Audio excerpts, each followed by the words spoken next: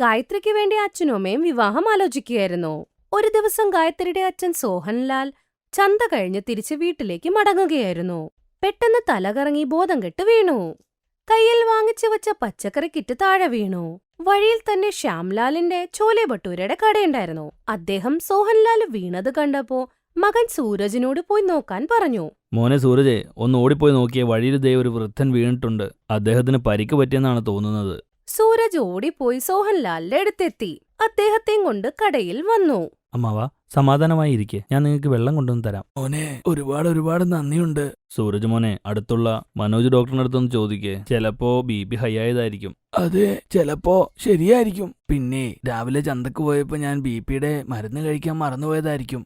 അമ്മാവ, എന്റെ കൂടെ വാ. ഇവിടെ അടുത്ത് മനോജ് ഡോക്ടറിന്റെ ക്ലിനിക്കുണ്ട്. അദ്ദേഹം നോക്കും. മോനെ, പോയി കാണിച്ചിട്ട് വാ. സൂരജ് സോഹൻലാലിനെയും കൊണ്ട് ആശുപത്രിയിലോട്ട് പോകും. സോഹൻലാൽ വീണപ്പോ പോക്കറ്റിൽ നിന്നും ഫോൺ താഴെ പോയി. സൂരജ് ആ ഫോൺ അവന്റെ കയ്യിൽ വെച്ചേക്കുകയായിരുന്നു. സോഹൻലാലിന്റെ ഫോണിൽ മകൾ ഗായത്രിയുടെ ഫോൺ വന്നു. ഫോൺ അടിക്കുന്നു. അമ്മാവൻ ഡോക്ടറെ കാണുവാണല്ലോ. എങ്കിൽ ഞാൻ എടുക്കാം. ഹലോ. ഹലോ, അച്ഛ, ഇത് ആരാ ഫോൺ എടുത്തേ? സൂരജാണ് സംസാരിക്കുന്നത്. അത് നിങ്ങളുടെ അച്ഛൻ. എന്ത് പറ്റി അച്ഛന്? പേടിക്കണ്ട, നിങ്ങളുടെ അച്ഛന് ഒരു കുഴപ്പമില്ല. ഗായത്രിക്കും അമ്മയ്ക്കും പേടിയായി. സൂരജ് ഗായത്രിയുടെ മുഴുവൻ കാര്യവും പറഞ്ഞില്ല. ഗായത്രി പേഴ്സും എടുത്ത് അപ്പൊ തന്നെ ഓട്ടോയിൽ ശ്യാംലാലിന്റെ കടയിൽ നേരെ അങ്ങെത്തി. ഗായത്രി സോഹൻലാലിന്റെ ഒരൊറ്റ മകളായിരുന്നു. കാണാനും നല്ല മിടുക്കിയായിരുന്നു. ഒരു നിമിഷം സൂരജ് അവളെ തന്നെ നോക്കി നിന്നു. Thank you uncle. Thank you Sooraj, ഞങ്ങളെ ഹെൽപ്പ് ചെയ്തേന്. അതെ ഗായത്രി മോളെ, ഇവര് നല്ലവരാണ്. ഇത് ഞങ്ങളുടെ കടമയല്ലേ. ഒരാൾ അപകടത്തിൽപ്പെട്ട് കിടക്കുമ്പോൾ സഹായിക്കണ്ടേ. അത് പിന്നെ ഗായത്രി മോളുടെ ജോലി എന്താണ്? ഇല്ല അങ്കിൾ, ഞാൻ ജോബ് ചെയ്യുന്നില്ല. ഞാൻ കുക്കിംഗ് കോഴ്സ് പഠിച്ചത്, അതുകൊണ്ട് ഓൺലൈൻ ക്ലാസ് എടുക്കുന്നുണ്ട്. ഓ, അപ്പൊ പിന്നെ ഭക്ഷണം ഉണ്ടാക്കുന്നതില് മിടുക്കിയായിരിക്കുമല്ലേ? അതേന്നേ, ഇവള് നല്ലപോലെ ഭക്ഷണം ഉണ്ടാക്കും. ഇനി അവക്ക് നല്ലൊരു ആലോചന കൂടി വന്നാ വിവാഹം നടത്തി ഉടനെ വിടാമായിരുന്നു. ഗായത്രിയും സൂരജും ഒന്ന് അങ്ങോട്ടും ഇങ്ങോട്ടും നോക്കി. ഗായത്രി പിന്നെ അച്ഛനെയും കൊണ്ട് വീട്ടിലേക്ക് പുറപ്പെട്ടു. അടുത്ത ദിവസം സോഹൻലാൽ ഭാര്യ സുഷമയും കൊണ്ട് ആ വഴി പോകുകയായിരുന്നു. ഭാര്യയോട് പറയും, സുഷമേ, മുമ്പിൽ കാണുന്ന ശ്യാംലാലിന്റെ മകൻ സൂരജ് എങ്ങനെയുണ്ട്? ഗായത്രി മോൾക്ക് വേണ്ടി ഒന്ന് സംസാരിച്ചാലോ? അതെ, ആ പയ്യൻ കല്യാണം കഴിഞ്ഞതാണെങ്കിലോ അല്ലെ വിവാഹ നിശ്ചയം കഴിഞ്ഞ പയ്യനാണെങ്കിലോ? അത് ഞാനിങ്ങനെ ചുറ്റി വളച്ച് പറഞ്ഞോളാം. ഒന്ന് കണ്ട് സംസാരിച്ചിട്ട് പോകാലോ? സോഹൻലാൽ ഭാര്യ സുഷമയും കൊണ്ട് ശ്യാംലാലും സൂരജിനെയും കാണാൻ ചെല്ലും. അമ്മാവ, എങ്ങനെയുണ്ട് ഇപ്പോ? നന്നായിരിക്കുന്നു. ഇതെന്റെ ഭാര്യ സുഷമ. ഇതുവഴി പോയപ്പോ നിങ്ങളെ ഒന്ന് കണ്ടിട്ട് പോകാമെന്ന് കരുതിയേ. നിങ്ങളെക്കുറിച്ച് ഒരുപാട് പറഞ്ഞിരുന്നു ഇദ്ദേഹം. ശ്യാംലാൽജി, വീട്ടിൽ വേറെ ആരൊക്കെയുണ്ട്? ഓ, ഞാനും എന്റെ ഭാര്യ ജാനകിയും സൂരജും ഇളയ മകൾ കോമളും. സൂരജിന്റെ കല്യാണത്തെ പറ്റി ആലോചിക്കുന്നുണ്ടോ? ഓ, എന്ത് പറയാൻ ചേട്ടാ. ഇന്നത്തെ കാലത്തുള്ള പെൺകുട്ടികൾ നോക്കുന്നത് കാറും വലിയ വലിയ ബംഗ്ലാവും ഉള്ള ചെറുക്കന്മാരെയൊക്കെയല്ലേ. ശ്യാംലാലേ, പൈസയൊക്കെ വന്നും പോയിരിക്കില്ലേ? പയ്യൻ കഷ്ടപ്പെട്ടാലേ ഈ പറയുന്ന ബംഗ്ലാവും കാറും എല്ലാം തന്നെ വരും. മനസ്സും സ്വഭാവവും നന്നായിരുന്നാ മതി. സൂരജിനെ കുറിച്ച് പറയാനാണെങ്കിൽ ഞാൻ അവനെ എന്റെ മരുമോനാക്കിക്കോട്ടെ. എന്റെ ഗായത്രി മോൾക്ക് ഞാൻ ഇതുപോലൊരു പയ്യനെ നോക്കുന്നേ. അങ്ങനെ പെട്ടെന്നായിരുന്നു ഗായത്രിയുടെ വിവാഹം നടന്നത്. ഗായത്രി അങ്ങനെ സൂരജിന്റെ വീട്ടിൽ മരുമകളായി എത്തി. സൂരജിന്റെ കുടുംബവും വളരെ സന്തോഷത്തിലായിരുന്നു ഗായത്രിയെ കണ്ട്. ഗായത്രി നല്ല കുട്ടിയാണ്. വന്നപ്പോ തന്നെ വീട്ടിലെ എല്ലാ കാര്യം നോക്കുന്നുണ്ട്. എന്തായാലും നന്നായി, രണ്ടുപേരും നന്നായിരിക്കട്ടെ. ഇന്നത്തെ കച്ചവടം മരുമോള് തന്നെ തുടങ്ങട്ടെ. നമുക്കെല്ലാവർക്കും കടയിലേക്ക് പോവാം. ഗായത്രി കല്യാണം കഴിഞ്ഞ് ആദ്യമായിട്ടായിരുന്നു കടയിൽ എത്തുന്നത്. രാവിലത്തെ പൂജ കഴിഞ്ഞ് ശ്യാംലാൽ ഗായത്രിയുടെ ഐശ്വര്യമായിട്ട് വിളമ്പിത്തരാൻ പറയും. മോളെ, ചീനച്ചട്ടിയിൽ ആദ്യത്തെ ഭട്ടൂര ഇടൂ. ശരി അച്ഛാ. ഗായത്രി എന്തെങ്കിലും സ്പെഷ്യൽ ചെയ്യണേ. എല്ലാവരും ഒന്ന് ഞെട്ടിക്കണേ. അങ്ങനെയൊക്കെ ഉണ്ടോ? എന്താ, ഞാൻ ഇന്നൊരു വെറൈറ്റി ഭട്ടൂര തന്നെ നിങ്ങളെ കഴിപ്പിക്കും. ഞങ്ങളുടെ മരുമകളെ ആഹാരം വെക്കാൻ മിടുക്കിയ. ഇന്ന് എന്തെങ്കിലുമൊക്കെ കിട്ടും. ഗായത്രി ആലോചിച്ച് നല്ലൊരു ഭട്ടൂര അവിടെ ഉണ്ടാക്കാൻ തുടങ്ങി. ഉപഭോക്താക്കളെല്ലാം ആശ്ചര്യത്തോടെ അവള് ചെയ്യുന്നത് നോക്കി നിന്നു. നോക്കി നിന്നപ്പോഴേക്കും ഗായത്രി ബാഹുബലി പോലെയുള്ള വലിയ ഭട്ടൂര ഉണ്ടാക്കി അങ്ങ് കാണിച്ചു. ആഹാ, കൊള്ളാലോ, ഇത് ബാഹുബലി ഭട്ടൂരയല്ലേ? അതെ ചേച്ചി, ചേച്ചി പറഞ്ഞ ശരിയാ, ഇത് ബാഹുബലി ഭട്ടൂരയാണ്. ഈ ചീനച്ചട്ടിയുടെ അളവനുസരിച്ചാണ് ഞാൻ ഉണ്ടാക്കിയത്. ഗായത്രി, നീ കലക്കിയല്ലോ. അടിപൊളിയാണ് മോളെ. നീ വലിയ ബാഹുബലി ഭട്ടൂര തന്നെ ഉണ്ടാക്കി കളഞ്ഞല്ലോ. മോളെ, നീ അത്ഭുതമാണ് കാണിച്ചത്. മോള് തന്നെ ദൈവത്തിന് പ്രസാദം നൽകൂ. കണ്ടില്ലേ മോളെ, നിന്റെ ബാഹുബലി ഭട്ടൂര തിന്നാനായി ആളുകൾ കാത്തിരിക്കുന്നത്. ഞങ്ങളുടെ മരുമകള് ഞങ്ങൾക്ക് കിട്ടിയ വലിയ നിധിയാണ്. സന്തോഷായി. ബാഹുബലി ഭട്ടൂര തിന്നാൻ അവിടെ ഉപഭോക്താക്കള് കൂടിക്കൂടി വന്നോണ്ടിരുന്നു. എല്ലാവരും അവിടെ അത്ഭുതത്തോടെ തന്നെ ബാഹുബലി ഭട്ടൂര കണ്ടോണ്ടു നിന്നു. ചിലവരത് ഫോട്ടോ എടുത്തു, ചിലവരത് പാക്ക് ചെയ്ത് കൊണ്ടുപോകുന്നു. സൂരജിന്റെയും ശ്യാംലാൽജിയുടെയും സന്തോഷത്തിന് അതിരുകളില്ല. ഗായത്രി മോളെ, നീ കാരണം ഞങ്ങളുടെ ചോലെ ഭട്ടൂര കടക്ക് പുതുജീവൻ കിട്ടി. ഇതുപോലത്തെ ഭട്ടൂര ആരും കണ്ടിട്ട് പോലുമില്ല. എന്റെ മരുമകളെ വീട് നോക്കാൻ മാത്രമല്ല മിടുക്കിയെന്ന് തെളിയിച്ചു. അവള് കാര്യപ്രാപ്തി ഉള്ളവളാ. എനിക്ക് തോന്നുന്നത് നമ്മുടെ കടയുടെ പേര് ചോലെ ഭട്ടൂര എന്ന് മാറ്റി ബാഹുബലി ഭട്ടൂര എന്നാക്കേണ്ടി വരുമോ?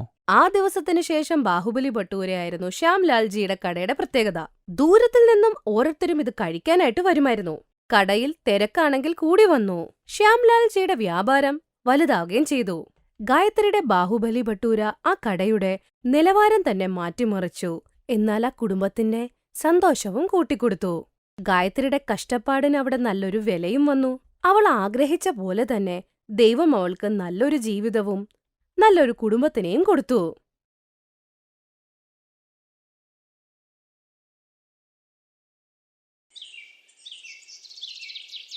പാർവതി തന്റെ മരുമകളായ സോനത്തിനെ കാത്ത് കയ്യിൽ താലപ്പൊലിയുമായി നിന്നു.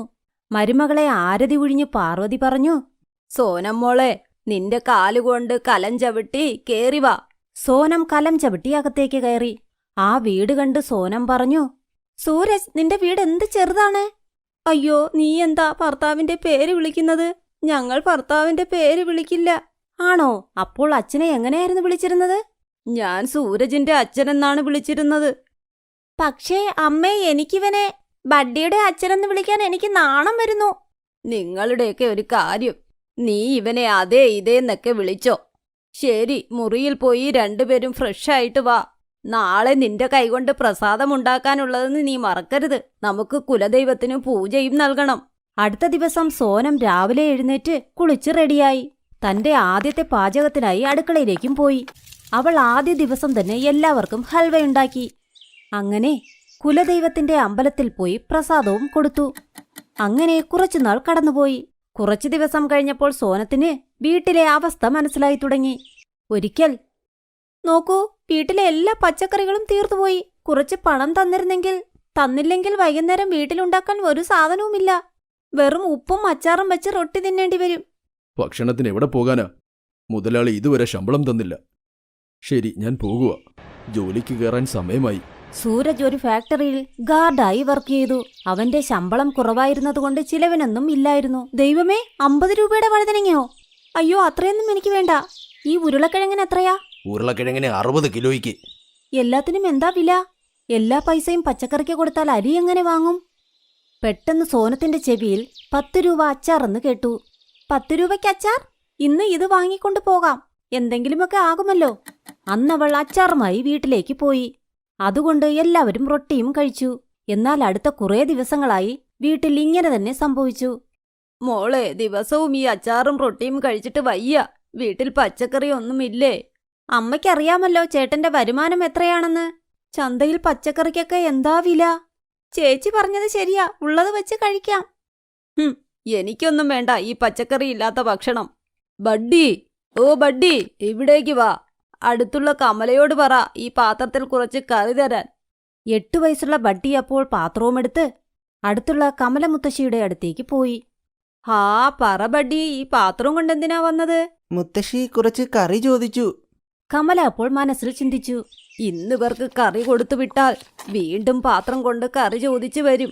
ഒരു കാര്യം ചെയ്യാം, ഇന്നലത്തെ ബാക്കി പച്ചക്കറിയുണ്ട്, അത് കൊടുത്തുവിടാം. കമല ബഡ്ഡിക്ക് പഴയ പച്ചക്കറികൾ കൊടുത്തുവിട്ടു. അത് അവരെല്ലാവരും കഴിച്ചു. വൈകുന്നേരം അവൾ ചന്തയിൽ പോയി 10 രൂപയ്ക്ക് കുറച്ച് പച്ചക്കറികൾ വാങ്ങി. എന്നാൽ അതുകൊണ്ട് കുറച്ച് കറിയേ ഉണ്ടാക്കാൻ പറ്റിയുള്ളൂ. അത് അമ്മായിയമ്മയ്ക്ക് മാത്രമേ തികഞ്ഞുള്ളൂ. ഒരിക്കൽ, എന്നും പച്ചക്കറികൾ കടയിൽ നിന്ന് വാങ്ങേണ്ട അവസ്ഥയാണ്. അതൊക്കെ എന്റെ ഗ്രാമത്തിൽ. അവിടെ പാടത്തു നിന്ന് വാങ്ങിയാൽ എന്ത് ലാഭമാ? കുറച്ച് പച്ചക്കറി മുറ്റത്ത് വളർത്തിയിരുന്നെങ്കിൽ അതിൽ നിന്ന് കുറച്ച് കിട്ടുമായിരുന്നു. എന്നാൽ ഇവിടെ അത്രയും സ്ഥലമില്ല അങ്ങനെ ചെയ്യാൻ. നഗരത്തിൽ ഒരിടത്തും സ്ഥലം കിട്ടില്ലല്ലോ, പച്ചക്കറിയും വളരില്ല. അപ്പോൾ ഞാൻ എങ്ങനെ ചെയ്യും അത്? അതിനുശേഷം സോനം വീട്ടിലെ പണികളെല്ലാം ചെയ്തു. എന്നാൽ അപ്പോഴും അവളുടെ മനസ്സിൽ ഇത് തന്നെ ചിന്തിച്ചു. അവൾ വൈകുന്നേരം തുണിയെടുക്കാൻ പോയി. അപ്പോൾ കാലിയായി കിടക്കുന്ന ടെറസ് കണ്ട് അവൾ ചിന്തിച്ചു, ഞാൻ എന്തൊരു മന്ദബുദ്ധിയാ! ഇത്രയും വലിയ ടെറസ് ഉള്ളപ്പോൾ എന്തുകൊണ്ട് ഇവിടെ പച്ചക്കറി വളർത്തിക്കൂടാ? എന്നാൽ കുറച്ച് കഷ്ടപ്പെടണം. സോനത്തിന്റെ മനസ്സിൽ ഉത്സാഹം തോന്നിത്തുടങ്ങി. അവൾ അന്ന് തന്നെ അവിടെല്ലാം മണ്ണിട്ട് അതിൽ വിത്തുകളിട്ട് പച്ചക്കറി വളർത്താൻ തുടങ്ങി. പിന്നെ അതവൾ നന്നായി പരിപാലിക്കാനും തുടങ്ങി. ദിവസങ്ങൾക്കുള്ളിൽ പച്ചക്കറികൾ നന്നായി വളർന്നു. ഇത് കണ്ട് സോനത്തിന് വളരെ സന്തോഷമായി. അമ്മേ, കറി നന്നായിട്ടുണ്ട്. നല്ല രുചി. സത്യമായിട്ടും കൊള്ളാം. ഇതിന് നല്ല രുചിയുണ്ട്. നമ്മൾ വളർത്തുന്ന പച്ചക്കറിക്ക് രുചി വേറെ തന്നെയാ. ഇത് എന്റെ മരുമകളുടെ അധ്വാനമാണ്. നഗരമായിരുന്നിട്ടും അവൾ നല്ലതുപോലെ പച്ചക്കറി വിളവെടുത്തു. മോളെ, എനിക്ക് കുറച്ചുകൂടി കറിതാ. എനിക്ക് നന്നായിട്ട് ഇഷ്ടപ്പെട്ടു. നിന്റെ ഗ്രാമത്തിലെ പച്ചക്കറികൾ കഴിക്കുന്നത് പോലെ തോന്നുന്നു. ഗ്രാമത്തിൽ നിന്നും നഗരത്തിലേക്ക് പച്ചക്കറികൾ വരുന്നതുകൊണ്ട് അത് പഴകി കേടാകും. അതിന് ഒരു സ്വാദും കാണില്ല. നീ അവിടെ അധ്വാനിച്ച് ഞങ്ങൾക്കിപ്പോൾ നീ നല്ല പച്ചക്കറികൾ തരുന്നു. നിന്നെ പ്രശംസിക്കാതിരിക്കാൻ വയ്യ. സോനത്തിനും അവൾ നട്ടുവളർത്തുന്നത് ഇഷ്ടമായിരുന്നു. അവൾ ഒഴിവു സമയങ്ങളിൽ അത് പരിപാലിക്കാനും തുടങ്ങി. ഒരു ദിവസം, നീ നന്നായി അധ്വാനിക്കുന്നുണ്ട് സോനം. ഇന്ന് നീ കാരണം നമുക്ക് പച്ചക്കറിയുടെ പൈസ ലാഭമുണ്ട്. പിന്നെ നമുക്ക് നല്ല പച്ചക്കറിയും കഴിക്കാൻ കിട്ടുന്നുണ്ട്. അപ്പോൾ അവിടേക്ക് കമല വന്നു. അതെ മോളെ, എന്റെ വീട്ടിലെ പച്ചക്കറികളെല്ലാം തീർന്നു. ചന്തയിൽ പോകാൻ ആരുമില്ല. മോള് പോയി ടെറസിൽ നിന്നും കുറച്ച് പച്ചക്കറികൾ കൊണ്ടുവാ. എങ്ങനെ, നീ അന്ന് തന്നതുപോലെ പഴകിയ പച്ചക്കറികളോ? മോളെ, ഇവിടെയും കുറച്ച് പഴകിയ പച്ചക്കറികളില്ലേ? അത് കമലയ്ക്കങ്ങ് കൊടുത്തേക്ക്. നീ അന്ന് ചെയ്ത കാര്യത്തിൽ എന്റെ മനസ്സ് നന്നായി വിഷമിച്ചിരുന്നു. പാർവതി, എന്നോട് ക്ഷമിക്ക്. ഞാൻ തെറ്റ് ചെയ്തിട്ടുണ്ട്. കുഴപ്പമൊന്നുമില്ല അമ്മേ. അമ്മ ഇരിക്കെ, ഞാൻ പോയി വഴുതനങ്ങ കൊണ്ടുവരാം. സോനം ടെറസിൽ പോയി അവർക്ക് വഴുതനങ്ങ പറിച്ചു കൊടുത്തു. അവൾ അടുത്ത ദിവസവും സോനത്തിന്റെ വീട്ടിലേക്ക് വന്നു. സോനം മോളെ, ഇത്രയും നല്ല പച്ചക്കറി ഞാൻ നഗരത്തിൽ കഴിച്ചിട്ടേയില്ല. എന്ത് സ്വാദാണതിന്. മോൾ ഇന്നും കൂടെ കുറച്ച് പച്ചക്കറികൾ എനിക്ക് തന്നേ പറ്റൂ. അതിന് പകരം ഞാൻ പൈസ തരാം. വേണ്ട വേണ്ടമ്മേ, കുഴപ്പമില്ല. ഞാൻ ഇപ്പോൾ തരാം. സോനം ടെറസിൽ നിന്ന് പച്ചക്കറികൾ കൊണ്ടു കൊടുത്തു.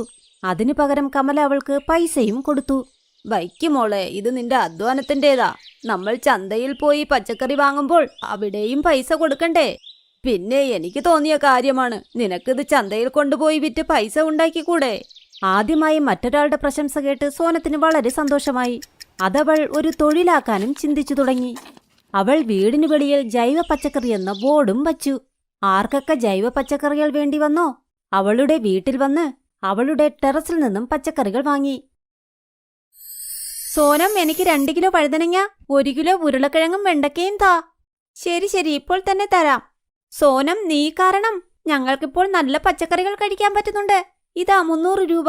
ഇപ്പോൾ അവളുടെ ജീവിതശൈലി തന്നെ മാറി. കാരണം അവർ പച്ചക്കറി കഴിക്കുന്നതിനോടൊപ്പം പച്ചക്കറിയിൽ നിന്ന് വരുമാനവും കണ്ടെത്തി. ഇപ്പോൾ വീട്ടുചിലവ് നടന്നു പോകുന്നത് പച്ചക്കറികൾ വിറ്റായിരുന്നു. ഇപ്പോൾ സൂരജിന്റെ ശമ്പളവും ഒരു പ്രശ്നമായി മാറിയില്ല. അങ്ങനെ അവർ സന്തോഷത്തോടെ ജീവിച്ചു.